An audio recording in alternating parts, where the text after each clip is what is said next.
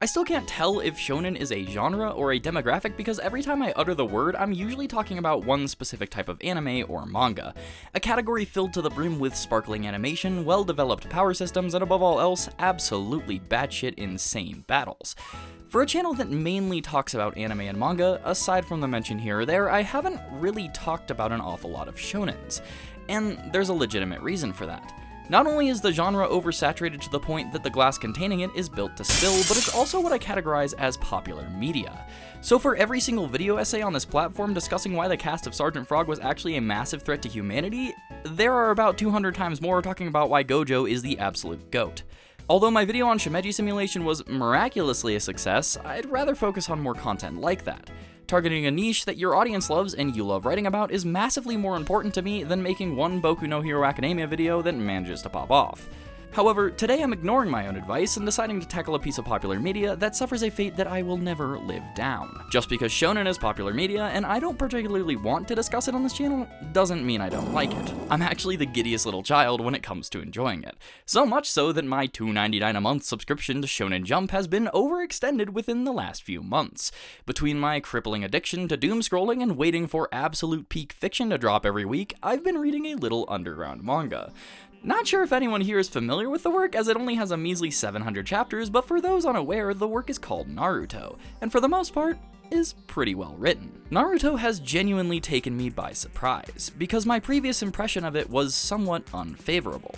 Are the fans a little overbearing? Yes they are. Is the content genuinely good? As a wise Alphonse Elric once said during the bloopers of Fullmetal Alchemist Brotherhood, while shonen, and especially Naruto, are known for their insane power systems and often brute force-oriented battles, there's a subcategory of battles that often gets overlooked in favor of the more flashy ones. That being tactical battles. Battles where the only reason that the winner came out victorious was because their brain outmaneuvered their opponent's powers. Prime examples include many of the Nen battles from Hunter x Hunter, a vast majority of stand battles from JoJo, and the entirety of Light's actions in Death Note. However, I wanted to focus on Naruto for a particular reason. While a power system like stands from JoJo gives unique parameters that cause tactical battle, Naruto doesn't have much of anything like that. This causes the fights to be won by simply overpowering the opponent. Sure, Chakra Natures place a bit of a rock-paper-scissors mechanic into battles, but it just isn't utilized as much as it could have been. The best example of that would be the battle between Deidara and Sasuke, because you could tell Sasuke could have easily died if he wasn't using his Think Meat to tactically counter Deidara's Earth style. Simply put, if power limitations are absent in Naruto, they don't inadvertently cause more tactical battles. So how does Kishimoto write tactical battles? He makes them unique to a particular individual. Shikamaru, the unenthusiastic lazy gloomer with an IQ high enough to properly understand Rick and Morty. Shikamaru's battles are undoubtedly my favorite battles from Naruto as a whole. His shadow possession technique is so simple in nature but so diverse in utility. Within the Chunin exams, he manages to show tactics in deception, manipulation, and problem solving, besting Tamari even though she clearly has the upper hand. No glimmering magical punch, no piercing power beam, and certainly no talk no jutsu. Battles like this, and Shikamaru's later run-ins with Hidan, show that battles without monumental power scaling can be just as exciting, if not more, than those with it. Tactical battles provide an element of suspense, surprise, and intrigue that traditional punch-throwing just doesn't. Reading Shikamaru's battles really got me thinking about what other anime or manga had a similar kind of tactical writing. But not the kind like in JoJo or Hunter x Hunter, the kind closer to Shikamaru's battles, where the enemy clearly has the upper hand, and the protagonists are nearly powerless if they don't think it through. Understandably, this is a pretty rare type of battle to find in shonen. Even if characters are smart and think through battles, usually they still have an arsenal of powers to pick through. But coincidentally, there was a manga that I'd actually been meaning to talk about that meets this criteria perfectly. So what was that manga, you may ask? It was The Promised Neverland.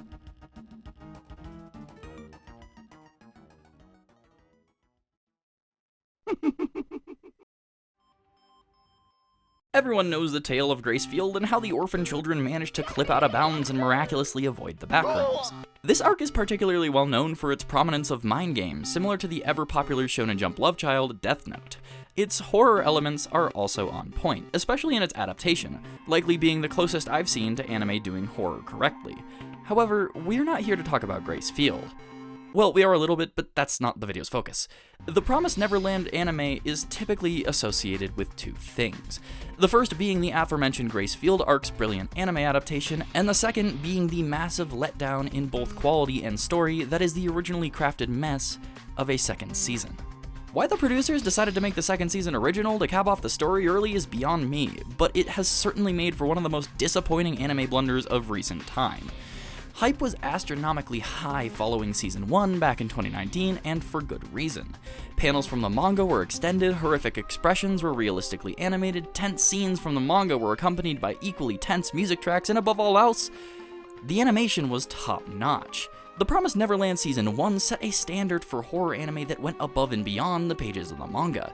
If this was the quality to expect from the adaptation, then Season 2 was forecasted to exceed that threshold tremendously, and manga readers knew exactly where the story was headed, towards an arc that felt like a natural progression for the series, one full of suspense, world-building, and tactical action not seen in Grace Field, an arc featuring the most horrific of antagonists that the series had seen, easily able to wipe out hordes of humans without a second thought, an antagonist written to naturally contrast Emma's ideals, and a setting that made Grace Field feel like a McDonald's play place.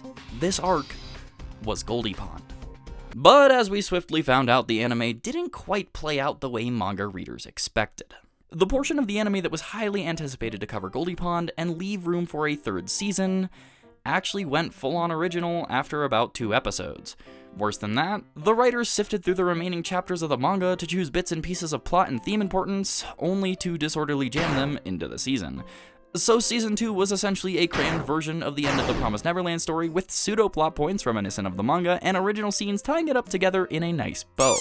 Although the writers miraculously managed to avoid a plethora of plot holes, this was still quite problematic for the season. There were multiple near Deus Ex Machina moments, and most of the season felt completely unnecessary to the end goal.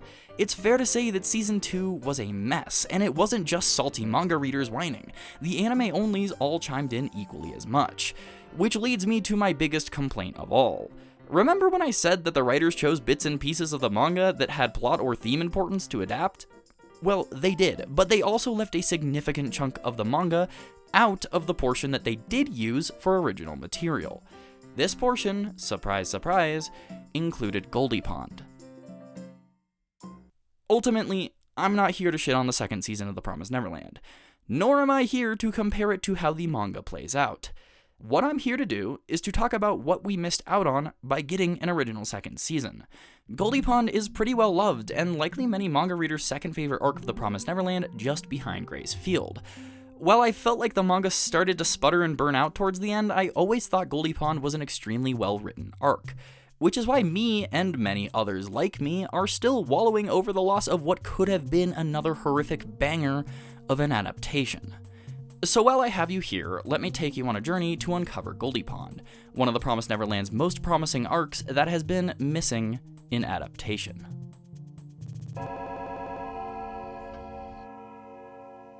Wake up. While I could jump straight into discussion on Goldy Pond, I find it particularly important to discuss why Grace Field is so beloved, especially if Goldy Pond naturally builds off of the tension in this arc, which it does.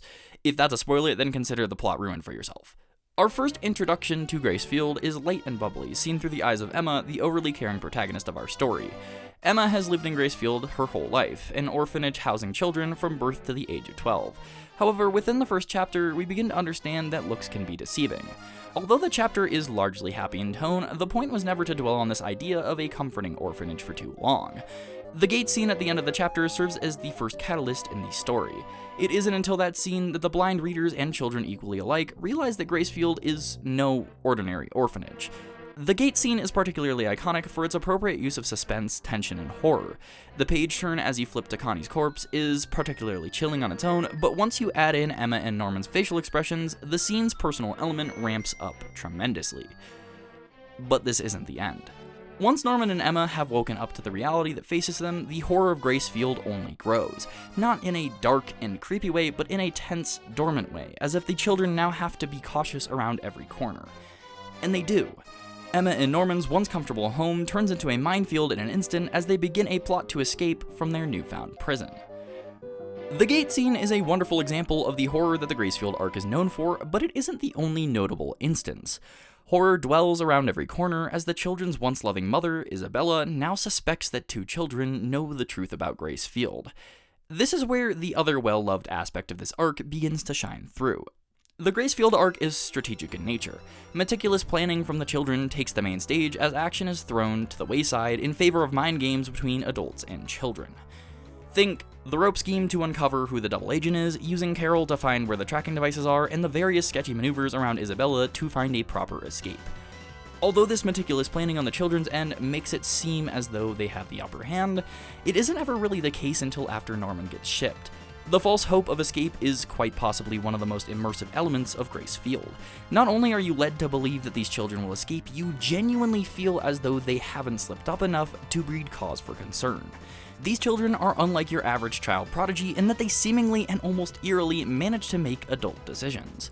They aren't without their childish thoughts, but they're way more meticulous than any 11-year-old I've ever met.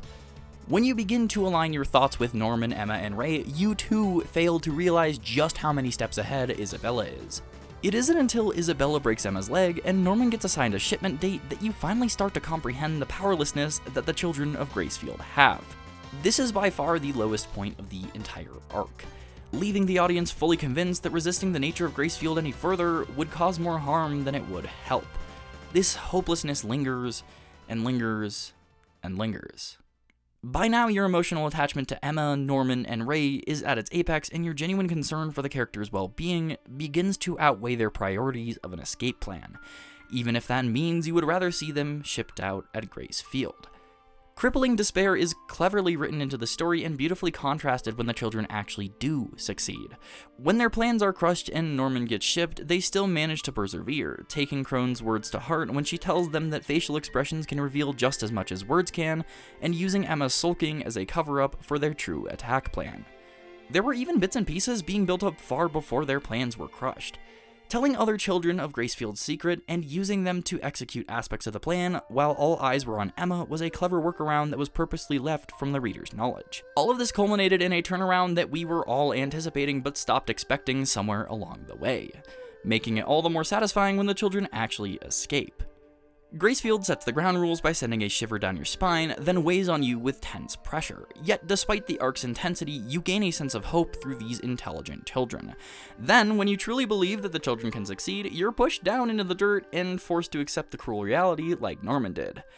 However, only then can Gracefield truly show you how great of an escape plan these brilliant orphans can make. It's all the ups and downs, false hopes, slip-ups, sleight of hands, emotional attachments, and horrific realities that make the burning of the house, the breaking of the tracking devices, and the ziplining to freedom all the more worth it. Culminating in an underdog success story that us readers and watchers hopelessly became obsessed with. And that's ultimately why Gracefield is usually placed on a higher pedestal than the rest of the arcs. However, would you believe me if I told you that this arc, while extremely thematically relevant to the series, could not have been a worse way to initially frame the story? This is because no matter how many arcs preceded, they will never be able to replicate what Gracefield was able to accomplish. The authors probably didn't know it, but they had written themselves into a corner of sorts.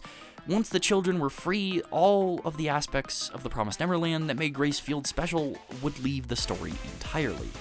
The ever-creeping horror, the mind games between children and adults, and the prison escape plot that kept readers second-guessing. Occasionally I'd hear the one-off comment from those who enjoyed the anime that it should have ended at Gracefield, and I honestly can't blame people for thinking that way.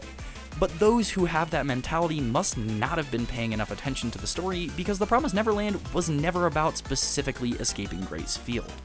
The theming of the story was being built up far before that arc even reached its climax, and regardless of whether you enjoyed the rest of the manga as much as the first arc, I'll be the first to argue that the Promised Neverland never lost its theme.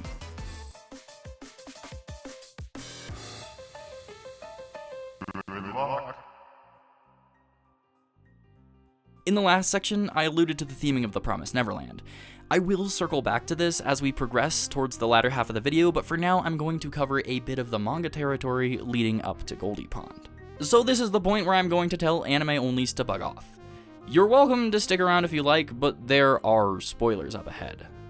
And by all means, if you don't want to read the manga and you just want to watch this video, you can, but you might get a little confused. However, I do recommend reading through the Goldy Pond arc before coming back to this section of the video.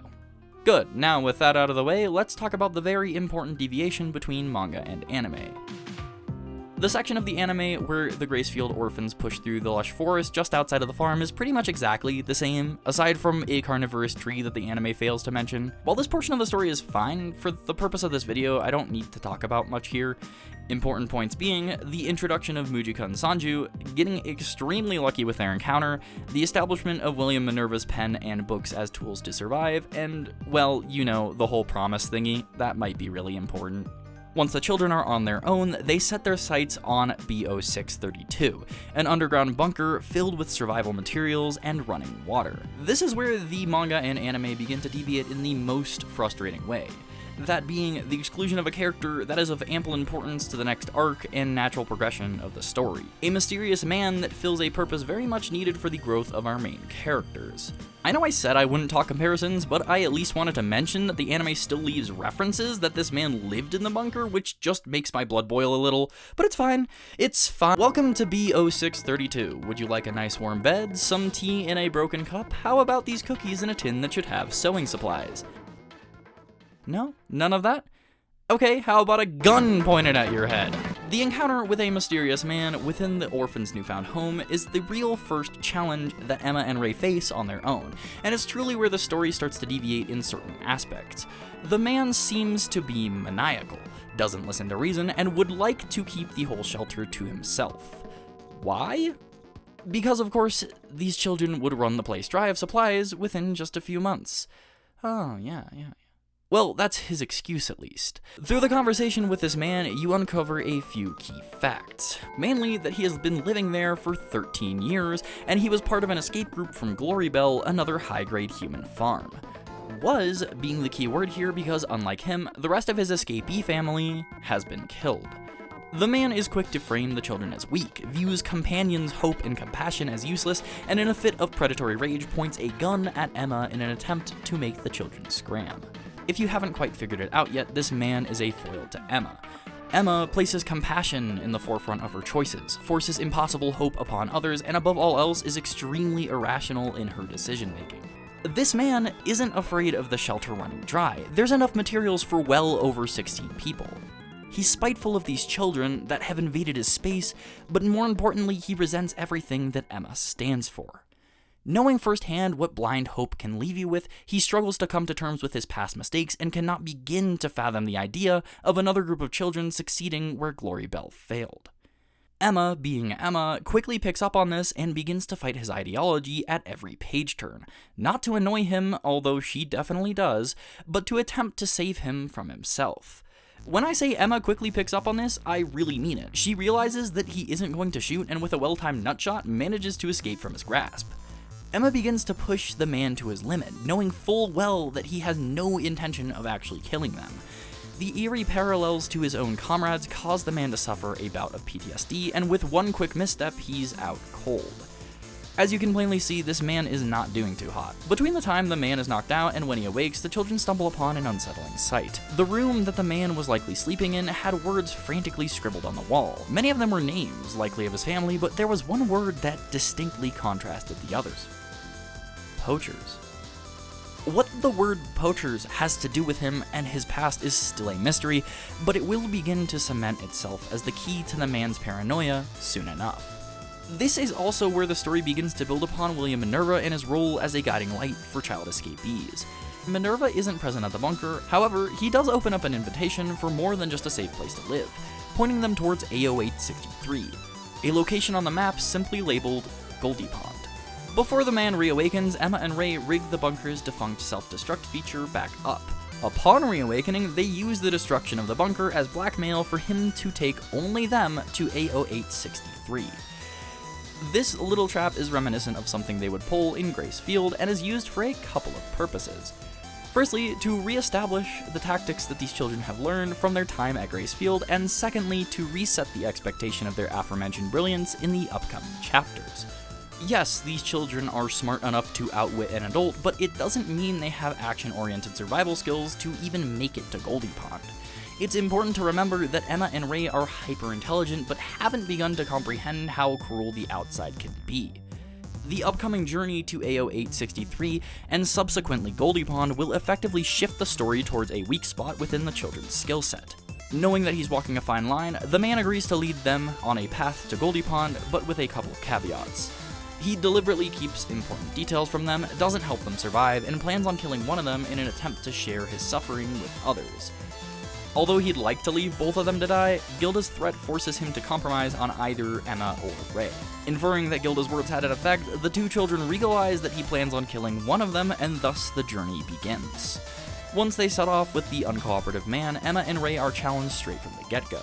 As no survival tactics are given, the children begin to mimic the man's movements, walking in a silent fashion and calling his bluff when he attempts to lead them into traps. Eventually, the man deliberately pushes them into a trap with a man-eater. This is where the cracks in their skill set are exposed, with Emma nearly suffering the same fate as Mommy from Madoka Magica, and Ray missing the majority of his shots. With quick thinking, Emma and Ray discover the weak spot of the demons and just barely outmaneuver certain death. After a few more agonizing days, the pressure between the two parties reaches its apex, and Emma attempts to confront the man once again. This is where the parallels between the two characters really start to shimmer. The screaming match that follows is one of the most intense scenes in the manga yet. Emma, having just seen the positive result of her hope, is actively pushing against someone who has seen what failure that same hope can bring.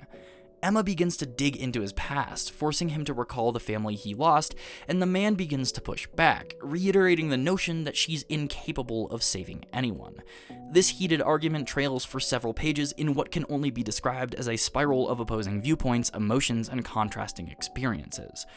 Although she tries to understand him, Emma has no concept of the grief that this man has lived through.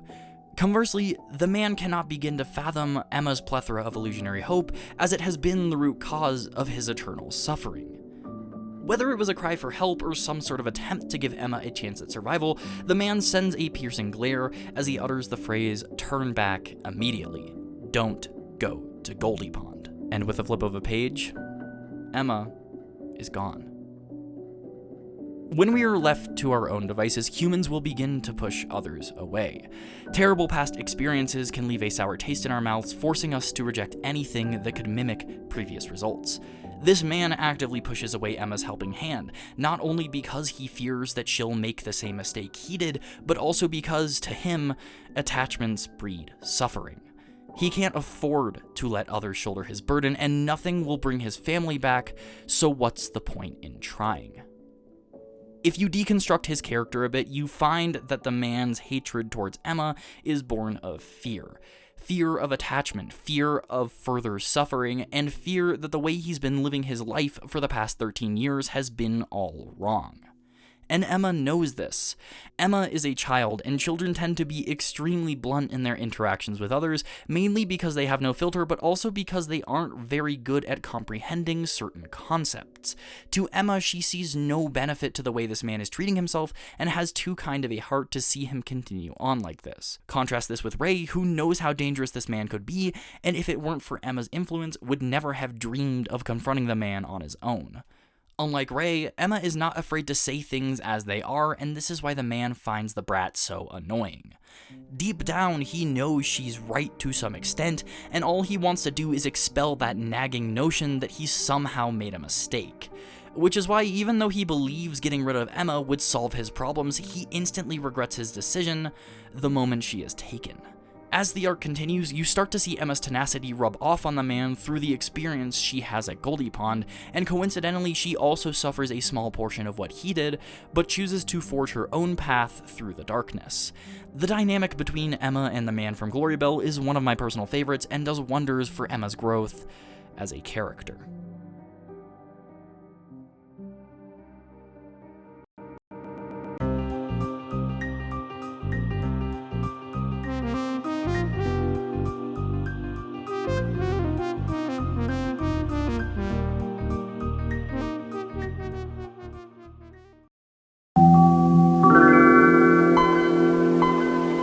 Good morning, and welcome to Goldy Pond, your permanent home. Well, until you get eaten, that is.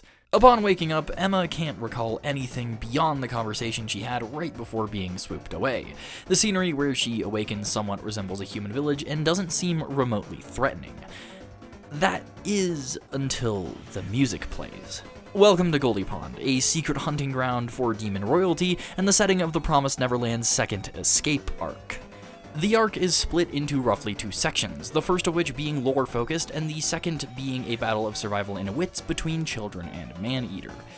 This is not essentially Gracefield 2, so don't get your hopes too high for a crafty escape plan.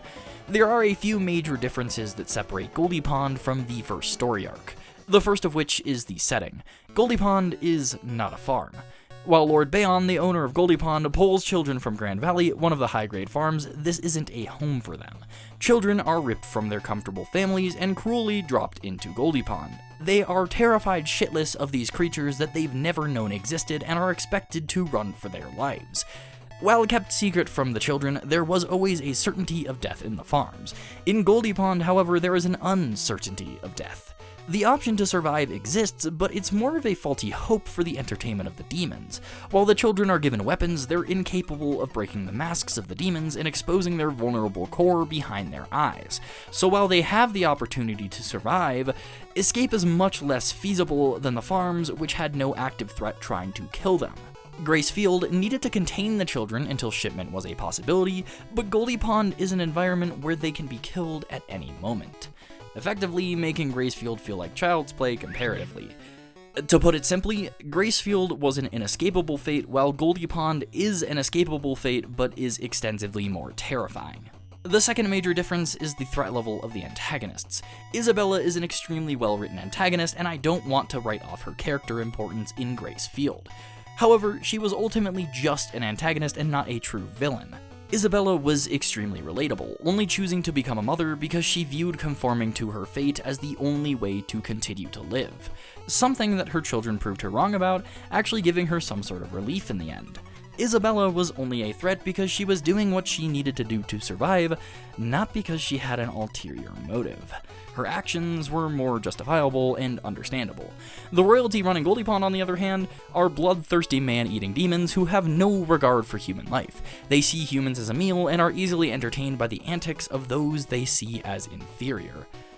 The motivation of these royals comes from their search for the perfect hunt, justifying that motive with the notion that hunted humans taste better than food raised on a farm. But because hunting humans is forbidden, Goldy Pond serves as a way to scratch the itch that they became so accustomed to all those years ago. What separates these antagonists further from Isabella is their unique personalities and how they have to be approached by the children during the hunt. Isabella didn't have any notable shortcomings. The only reason that the children escaped was because they made her believe they had all given up. She had nothing to exploit, they just had to hide their plans for long enough. Meanwhile, each of the royals in Goldy Pond is not without their flaws.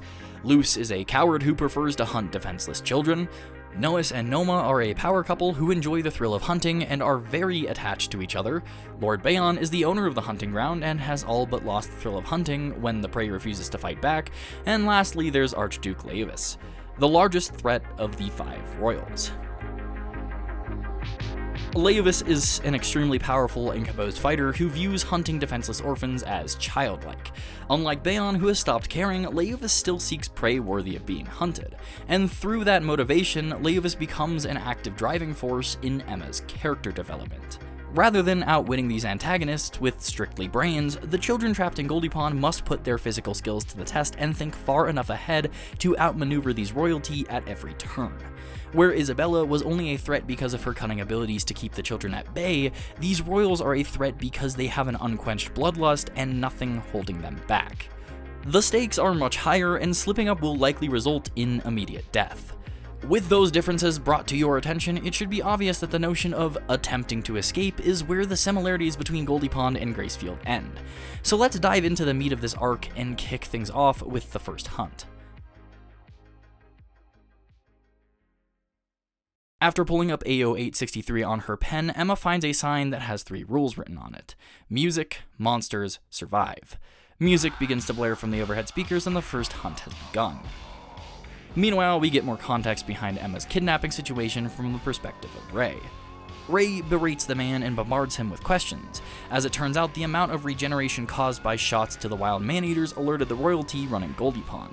The man had successfully lured Emma and Ray into a trap that caused Emma to get kidnapped by the very same poachers that took his family away from him. All of the pieces have fallen into place. Why they were urged not to go to Goldy Pond, the word poachers written on the bunker wall, and the fate that the man from Glorybell had suffered. This is where you begin to see the man's demeanor change. He apologizes to Ray and recommends that they go back to the shelter because rescuing Emma is a suicide mission. He no longer intends on hurting the kids. Ray, however, isn't buying it and forces the man to atone for his sins and re-enter Goldy Pond. Back at Goldy Pond, Emma runs straight towards a cry for help, something that is extremely characteristic of her, but very uncharacteristic of the children already in Goldy Pond. Her bombastic axe throw at Leuvis is caught by Leuvis just before it slams into his mask, giving opportunity for the scared children and her to escape. Here, we get our first introduction to Leuvis. Rather than running after the children, Leuvis takes a moment to observe the situation. An axe has been thrown at Leuvis's weak spot, a fact that he believed the children knew nothing about, and to top it all off, the axe was an act of retaliation from a human, something he hadn't seen in years. It may not seem like it at first, but this intrigue in Emma would spiral into one of the most well-written character dynamics in the entirety of the Promised Neverland's manga. Recognizing Emma as worthy prey, Leuvis takes this opportunity to further her growth. Emma was cunning enough to use her special presence as bait and send the children she just saved downwind. However, Leuvis was able to pick up on this, killing 2 of the 3 children and sending Theo, the last child, back with a message for Emma. Don't just run away. Come and hunt for me too.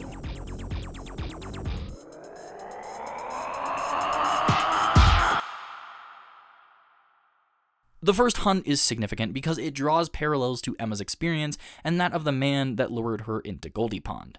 In a sense, he was right. Emma can't save everyone, and she struggles to come to terms with her helplessness, ultimately suffering a small dose of what the man from Glorybell did.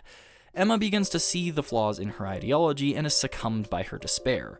To anyone else, the lives of these children wouldn't affect them that much. After all, Emma just met them and knew nothing about them. However, to Emma, it doesn't matter. A life is a life nonetheless, and she thinks of the lives lost no different than losing one of her family members. Leuvis reads this in her character and uses the deaths of these children to make his presence known. The drive to understand Emma, irritate her, and take drastic measures to force her growth is grotesque in nature. It is quite the way to frame a villain within the first few pages in a thrilling introduction to what the rest of the arc entails. Rather than dwelling on her mistakes, Emma decides to channel her despair into anger towards Leuvis and grows in exactly the way that he wanted her to. She now has the opportunity to prove that her hope isn't in vain and show the man a different outcome than he faced. Before the next hunt, Emma meets the rest of the children in Goldy Pond through a brief introduction, before encountering their leader, Lucas. She instantly recognizes Lucas as one of the names that the man had scribbled on his wall, and it's discovered that they both believed each other to be dead. Aside from Lucas, most of the characters are developed during the hunt, rather than before it. However, there's a lot more about Goldy Pond that needs to be touched upon, and this is where the manga does just that. Lucas informs Emma that there is a room he could not access without one of Minerva's pens, and since she has one, they can now enter it. The next few chapters cover bits of lore where we discover that Goldy Pond was once a safe haven for children set up by William Minerva that would also allow them to escape to the human world, which explains the village-like architecture and why Minerva would lead children to a hunting ground. William Minerva is actually James Ratri, a descendant of the Ratri clan, the ones who created the Promise. He thought differently, believing that children should be given the opportunity to escape. But after getting outed by his brother, Peter Ratri, Goldy Pond was taken over and transformed into the hunting ground that it is today. It was never Minerva's intention to lead them to a hellish landscape, but the instructions in the bunker were created far before Goldy Pond was flipped on its head. The books in Gracefield started to sow the seeds of deep lore behind the nature of demon society and those who believe differently from the Promise. While brief, it is nice to see detailed world building continue to blossom through the Goldy Pond arc as we uncover more details about Minerva. It also gives Goldy Pond a much-needed reason for its existence and inclusion in the story. The details discovered here at Goldy Pond are reason enough alone for Emma to want to make it out alive. And not to dog on the anime too much more, but Minerva and the Promise are horribly butchered within a few episodes. Detailed world building be damned, let's just throw up a slideshow with the most important scene from the manga that didn't happen. Upon resurfacing, you discover that the children of Goldy Pond had been preparing for an attack for years before Emma even arrived on location. Lucas would remain in hiding for 13 years, all while acting as a secret leader for the orphans trapped in Goldy Pond. He would inform all of the newcomers of important details like the demon's weak spot and how to outmaneuver each of the royals. They would train in secret, acting like scared prey to fool the demons, all while they prepped for an attack that would end Goldy Pond for good. These are incredibly skilled and smart children who are already prepared to risk their lives for freedom. Emma just so happened to be the catalyst to bring the plan to action. It may seem a bit rushed compared to Grace Field, but the focal point of this arc was always intended to be the battle. We had already seen Emma formulate an escape plan, now we get to be surprised by the battle plan that these children cooked up on their own, and how Emma is able to play a key role in it. Although the music blares from the speakers a day earlier than expected, the children prep for action, and the Battle of Goldy Pond has begun.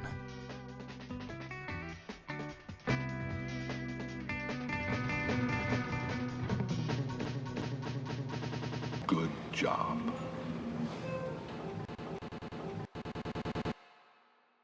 The Battle of Goldy Pond is quite possibly my favorite section of the entire manga. I know, it's extremely bold to place my opinion out there just so lazily like that, but I truly mean it when I say that. Where Grace Field succeeded in horror, suspense, and surprise, Goldy Pond builds upon it with action and quick thinking. While both arcs have the protagonists working to outmaneuver the antagonists, Grace Field was an act of rebellion and Goldy Pond is an act of retaliation. Actively fighting back rather than looking to escape. The plan cooked up by Lucas is tightly orchestrated, much like Emma's escape plan at Grace Field, and the manga pulls some of the same tricks here. Suspense is written into the battle in a couple of unique ways. Firstly, within the secrets it keeps from both antagonists and readers. Take, for example, the way in which each of the royals are handled. The first of the 5 to be killed off is Leuvis. Leuvis is easily angered, not that menacing, and really only hunts weak prey. Therefore, the best tactic is to kill his subordinates first and anger him enough to distract him from the fact that he's now alone, which Gillian and Nigel are easily able to do, cornering Leuvis, removing his mask, and shooting his core. You're made to believe that removing the mask is going to be the tactic for every one of the antagonists, but that isn't the case. Leuvis was the only one of the 5 royals that would fall for a trap like that. The manga doesn't reveal the trick that these children have up their sleeve until they encounter Nois and Noma. It's only then that the manga lays out the lengths of preparation the children went through to fight back. Through a process of trial and error, they made 5 special mask-breaking bullets and 3 piecemeal weapons that can fire the bullets. 2 bullets dedicated for Leuvis, 1 for Bayon, and 2 for Nois and Noma.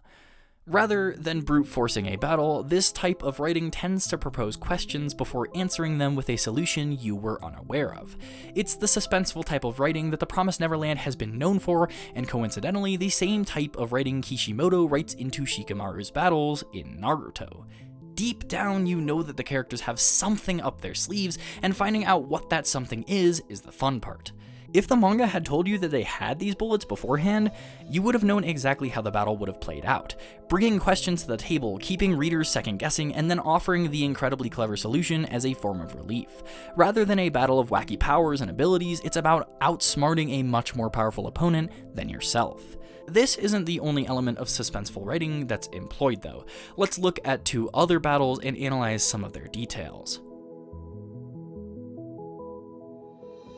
When up against Nois and Noma, Sonia suddenly gets grabbed by Noma. You think for sure she's going to die, but suddenly Noma gets sniped and drops dead. There is also the ploy where Pepe leads Bayon into one of the underground passages to ambush him. The small corridors are used to force Bayon right into an unfavorable scenario. What's interesting about these 2 situations is that they weren't planned. Making the readers feel like there's no escape, then revealing the escape plan is incredibly engaging, but what elevates it further is that the plans are never perfect. Take both of those situations I just mentioned into account.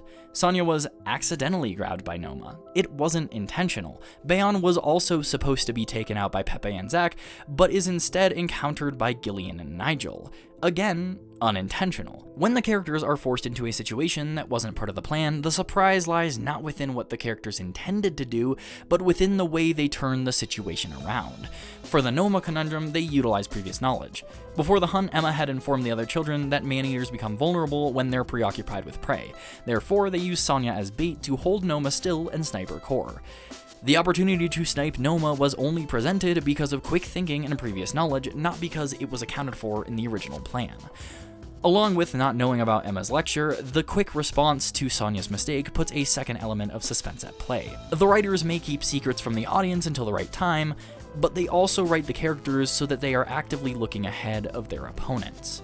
The manga later compares it to chess, looking ahead, reading your opponent's moves, and surprising them with a counter they don't expect.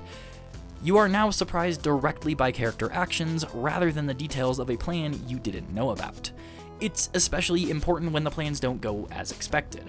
Bayon's ambush in the passage was the same way. They figured Bayon still believed he had the upper hand and were able to corner him in a small space because he had let his guard down. Pepe didn't have the perfect plan, he just knew Bayon would follow them underground. Think of the move that you least want Bayon to employ and exploit it to kill him. Which leads me to another aspect of the battle that I just find brilliant. The way that each of the demons' personalities are taken into account when orchestrating this plan. If all of them were like Leuvis, there would pretty much be no chance of survival, but luckily for them, each royal has a fatal flaw that they're able to exploit, and that does include Leuvis to an extent. Leuvis is cunning and in search of a worthy opponent. He's also the most troublesome. Therefore, the entire plan centers around keeping him at bay until each of the other royals is killed off, which he willingly agrees to because he wants to witness for himself just how intelligible his prey are. Leuvis is willing to wait and take all of the children on together because the open challenge excites him. Leuvis may be easily swayed, but the others are far more exploitable when it comes to personality traits. Bayon is bored of the hunt and has therefore lowered his guard unknowingly, leading him into a trap. Luce is cowardly and easily cornered without his minions, and Noah and Noma are cocky and don't realize how the traps are set up, leading them right towards two shots that break their masks. Granted, there are some unpredictable factors as well.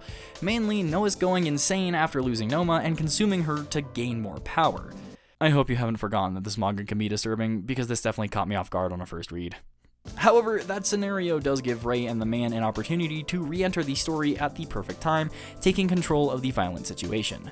It goes to show that just because the characters are clever enough to think on their feet, none of the battles are going to go perfect. Sometimes a bit of luck is needed as well, and it makes the supporting characters' re-entry feel much more necessary, especially when much of the cast gets severely injured.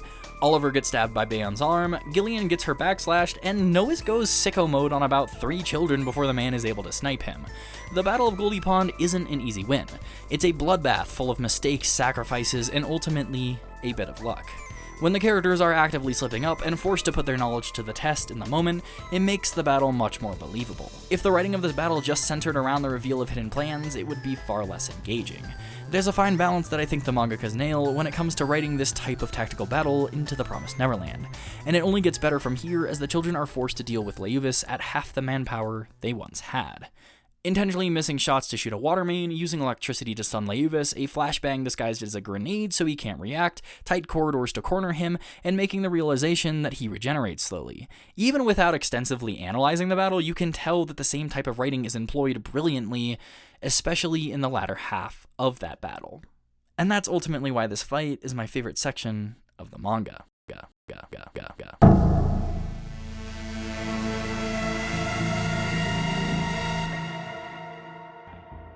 I'll kill you.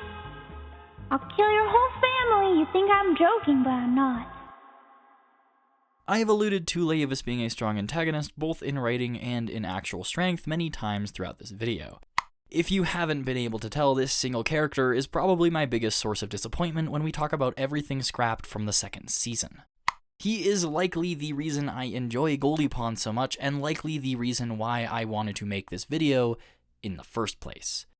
But why is Leuvis such a good antagonist? I'll get to that in a moment, but first let's talk about parallel universe. Leuvis is an interesting case because much like the other royals, his personality plays an important role in making the children's rebellion work. But his personality is also a contributing factor as to why he's so strong.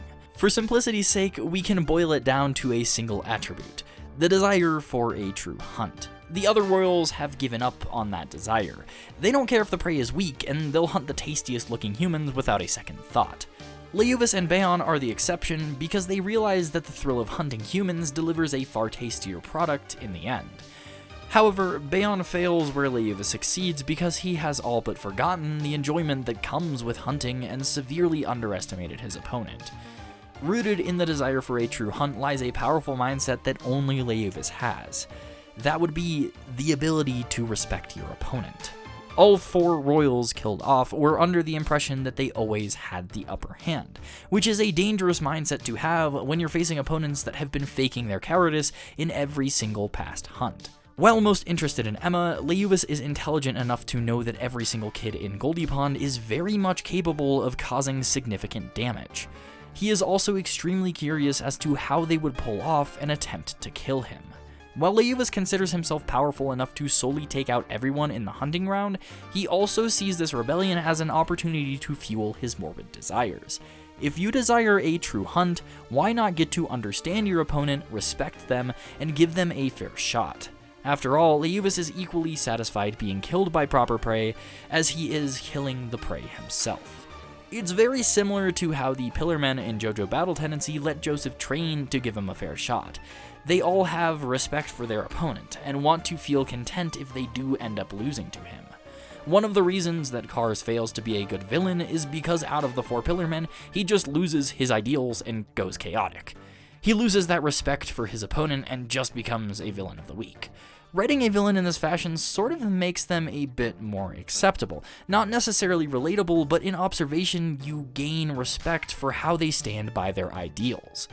This is the ideology that Leuvis employs, even going as far as remembering Emma by name when every other demon uses her code from Grace Field. That's a little detail that I hadn't picked up on during my first read, but really gave me insight into the character during my second read-through. Amongst a sea of worthy children, Leuvis singles out Emma for a particular reason. But what was that reason? Well, it likely stems from multiple factors, but the largest is her intent. Emma is fearless and already showed killing intent within her first hunt. This piqued Leuvis' interest, but also likely reminded him of the children from Glorybell all those years ago. Then you have the notion that Emma is extremely high grade, one of the most intelligent children to escape from a farm in years, and absolutely worthy of a proper hunt. But that one is just a given. Lastly, you have Emma's ideals, what she stands for and what she fights for. The manga does a fantastic job of stacking Emma's ideals against Leuvis's, both throughout the fight and in conversations before it happens. In chapter 87, Emma attempts to convince Leuvis to give up the fight. She doesn't like unnecessary bloodshed and would rather leave Goldy Pond without fighting, even if she can't bring herself to forgive Leuvis. These are Emma's ideals. Extremely unrealistic, but strong nonetheless. We've seen characters push back against her ideals time and time again, but this instance is a little bit different. Leuvis calls her ideals beautiful, but reiterates that the world isn't made of just ideals. One's sense of values, the beautiful and the ugly, varies even among man-eaters. It's an odd interaction, especially coming from someone so intent on conflict. Instead of rejecting Emma's ideals, Leuvis actively compliments her on them, knowing full well that they will never understand each other, but acknowledging that neither of them are objectively wrong in their train of thought. Just different.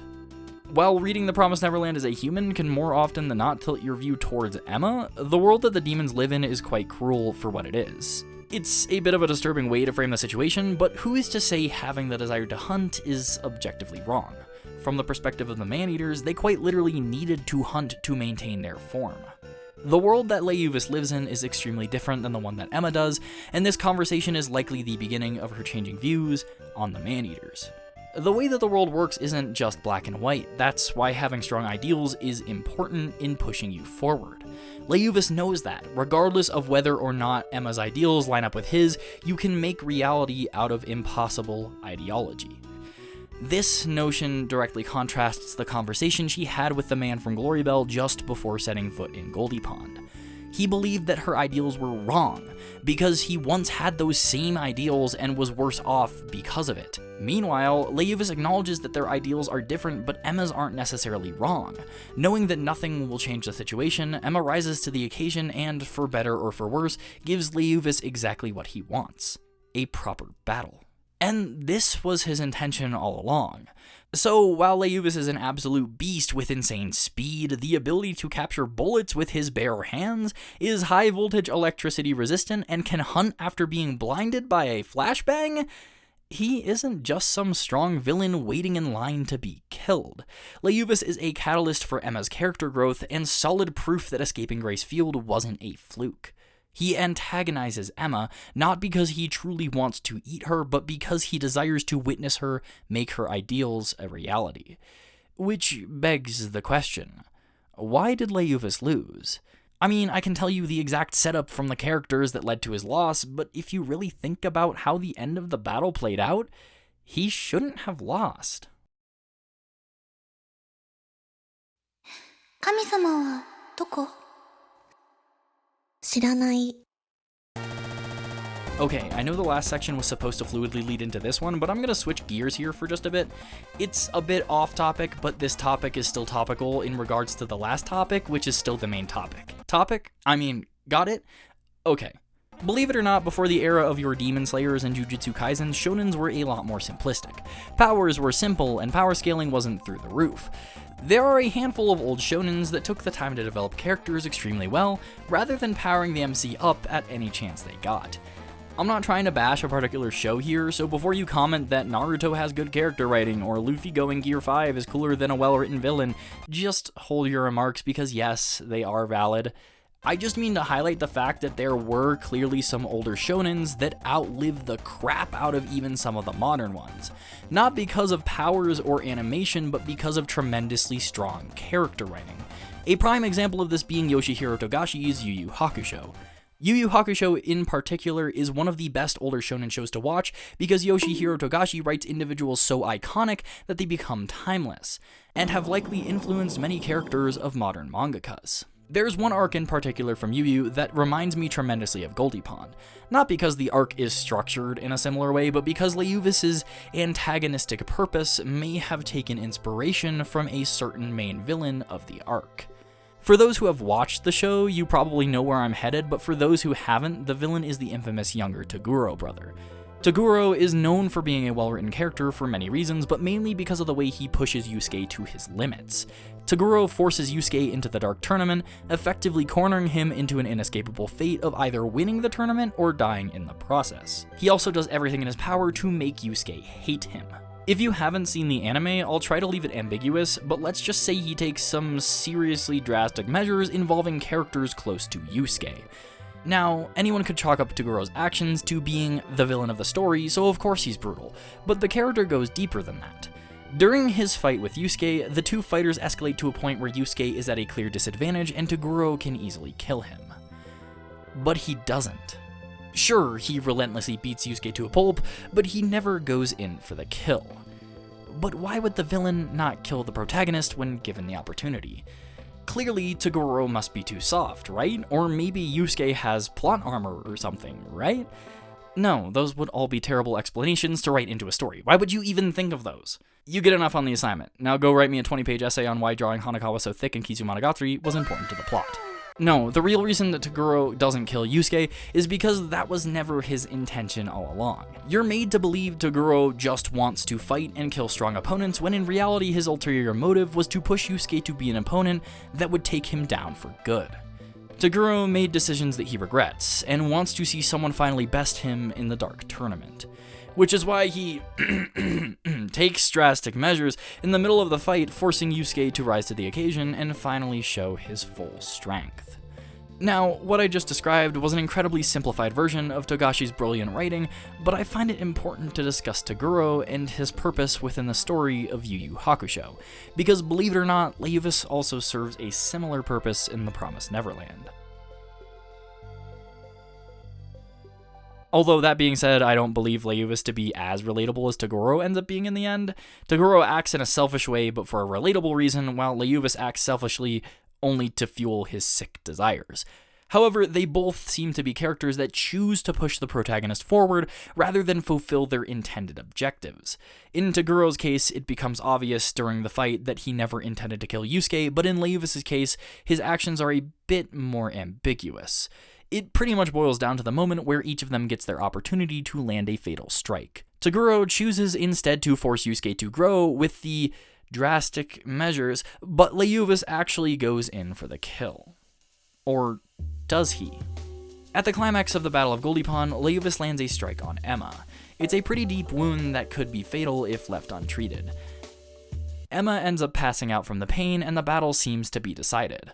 Upon my first read-through of The Promised Neverland, I was too invested in this fight to analyze it properly. I was so hyped for it that I failed to notice what makes this strike so bizarre. Just think about it for a moment. If Leuvis wanted to kill Emma, he would have been able to do it right then and there. You could argue that he should have struck her heart instead of her abdomen, but then he wouldn't be able to have the Gupna ritual before eating her. He definitely decided not to kill her intentionally, but I believe there was more to it than just religious reasons. Especially because he avoided major damage to other important sections of her body that, if damaged, would have kept her alive and more immobile than his actual strike did.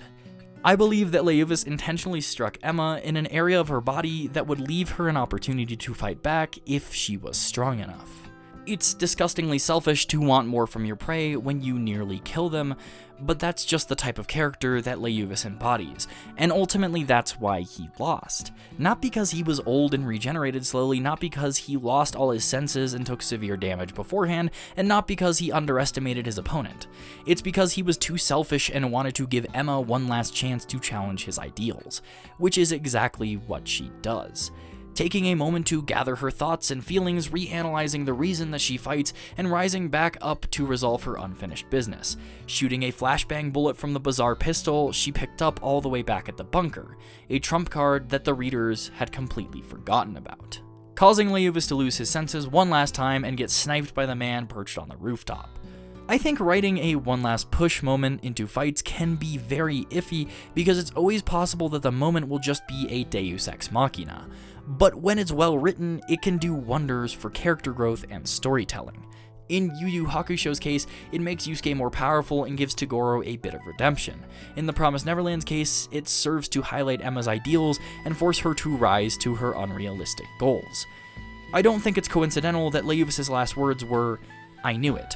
Humans are the best," because this was a battle that he had always planned on winning. He said it himself straight to Emma's face. "I would die happy if I was hunted and killed by you and your friends."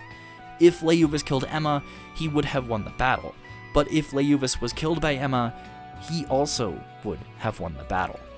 Calling humans the best was like an admission that dying at the end of the battle was actually a more satisfying outcome for him than getting to eat a high-grade meal. Leuvis and Emma both had extremely strong wills. While he was unwilling to change his conflict-heavy ways, he openly accepted the challenge to prove his ideology wrong. Contrast this with the man from Glory Bell and you can see just how much of an influence Leuvis had on Emma.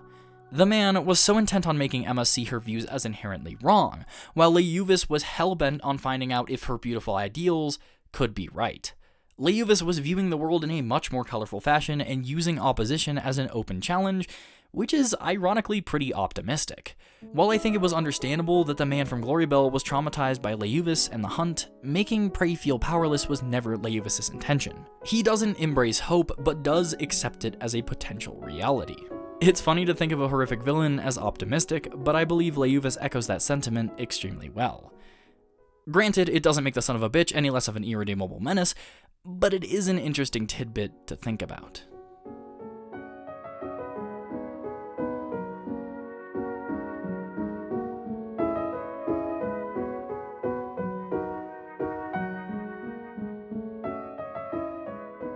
Remember way back in the beginning of the video when I said, regardless of whether you enjoyed the rest of the manga as much as the first arc, I'll be the first to argue that The Promised Neverland never lost its theme?